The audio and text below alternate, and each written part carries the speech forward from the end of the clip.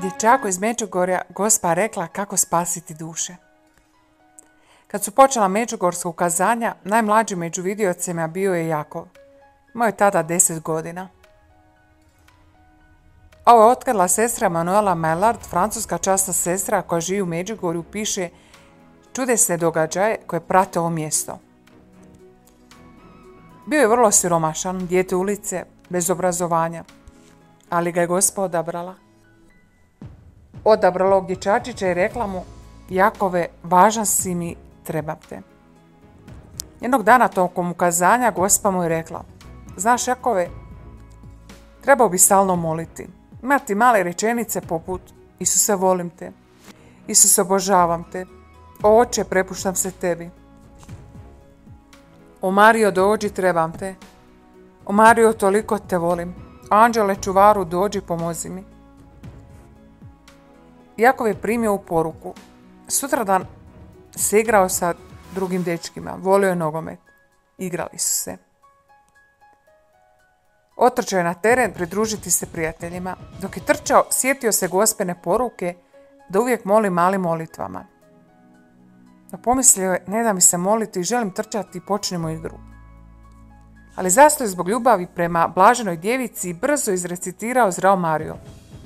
Potom se nastavio igrati sa prijateljima, a Gospa mu je pokazala plod ove usputne molitve. Te noći ukazala mu se i rekla: Jakove, zahvaljujem ti na molitvi koju si mi uputio. I tada ga u viziji, ne zna kako se to dogodilo, odvelo u kinu, gdje je susreo blaženu djevicu. Ušli su u jednu sobu. U toj sobi je bio krevet i u tom krevetu je bio čovjek. Čovjek je ležao u krevetu, a Gospa je rekla: vidiš, Jakove, ovaj čovjek je bio mrtav i bio vrlo loš čovjek, vrlo loš, išao je u pakao.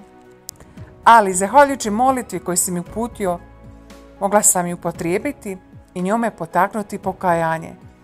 Sada ovaj čovjek spašen za vječnost, on nije u paklu, imao je trenutak pokajanja. Spašen za vječnost. Wow, rekao je Jakov, koji od tog trenutka nije prestao do danas moliti spontane molitve na čast blažene djevice Marije.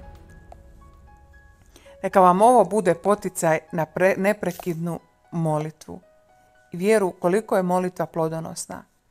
Razmislite samo o tome koliko se toga ne događa jer ne molimo. Koliko toga dobroga se dogodilo jer smo molili.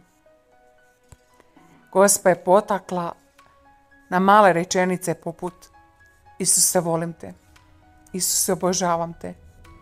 Oče, prepuštam se tebi. O Marijo, dođi, trebam te. O Marijo, toliko te volim. Anđele, čuvaru, dođi i pomozi mi. U Bibliji piše da trebamo neprekidno moliti. A mi podsjećamo na poruku koju je Gospa ostavila u Međugorju 1992. kada je rekla: draga djeco, i danas vas pozivam na molitvu, da se preko molitve još više približite Bogu. Ja sam s vama i želim vas sve povesti putem spasenja koje vam daje Isus. Svakim sam danom bliže i bliže, premda vi niste svjesni. Ne želite priznati da ste preko molitve malo povezani sa mnom. Kad vam dođu kućni problemi, onda kažete: Bože majko, gdje ste? A ja samo na vas čekam da mi izreknete svoj da, pa da ga prenesem Isusu i da vas on obdari svojom milošću. Zato prihvatite još jednom moj poziv i počnite iznova moliti, dok vam molitva ne postane radost. Onda ćete otkriti da je Bog svemoguć u vašem svagdašnjem životu. Ja sam s vama i čekam vas. Hvala vam što ste se odazvali mom pozivu. U studenom 1992. Gospa kaže: danas kao nikad pozivam vas da molite. Nek vaš život u potpunosti postane molitva, a bez ljubavi ne može se moliti. Zato vas pozivam da ljubite najprije Boga, stvoritelja vašeg života, a onda ćete u svima Boga prepoznati i ljubiti kao što on ljubi vas. Draga djeco, ovo je milost što sam s vama. Zato prihvatite i živite moje poruke za vaše dobro. Ja vas volim i zato sam s vama da vas podučavam i vodim novom život obraćenju i odricanja. Tek tako ćete otkriti Boga. Sve ono što mi je sad daleko. Zato molite, dječice. Hvala vam što ste se odazvali mom pozivu.